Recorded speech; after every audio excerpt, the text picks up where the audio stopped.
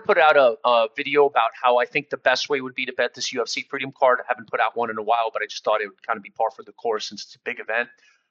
It's funny, I didn't want to bet it, but I had I was wrong about the Spurs and the Knicks 2 games ago, so because of that 29-point comeback. So, but I always want to kind of just give my brief feedback on the card and who wins. So I actually, what I was eyeing, what I was hoping was going to be my winnings from the Spurs, which didn't happen, was I was going to pick Steve Garcia at plus 140. I think there's a lot of value on him. I think he's a dog. I saw him kind of maybe about 5 or 6 fights ago. I really saw a lot of potential, and I think he's a he's a great pick. I think Steve Garcia is the play.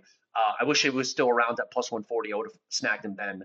Um, Bo Nickel against Kyle Dawkins. Kyle was a prohibitive favorite. I was looking at Kyle actually back before that. I was kind of on the fence on him, but I think the odds were even more skewed in the favor of Bo. So I think Kyle is a great bet, and there's a lot of value there. I don't think there's really much to do with the Hoofy Michael Chandler fight. I would strongly favor Hoofy, but I just don't know if there's a lot of value at minus 521. So you want to bet maybe by knockout or something like that. And I mean, even then, like how much value is there really by knockout? I mean, minus 200 by knockout. Hell no. I think that's too much of a risky play, right? Then Hokit, like I mean, I strongly favor Hokit, but minus 410 odds is pretty crazy, especially against Lewis, who has that knockout threat. I do think that he's still going to win. Probably the under 1.5 minus 210. Oh man, I don't really see any of the great odds. I mean, he's probably, I do see maybe Hokit by KO, TKO, DQ is the best. I don't really see him submitting, but punching him out or taking him down and grinding him out would be a good play. Or maybe an underdog bet would be him by decision, possibly. But I'm most likely, plus 700 on the decision is good odds, but I would still think minus 135 is probably the best bet on that one, right? Probably would have been better to grab the odds early. Sean O'Malley against Eamon Zahabi. I mean, Eamon Zahabi is 38, but he's on a really, really nice win streak. I mean, most likely Sean is going to win.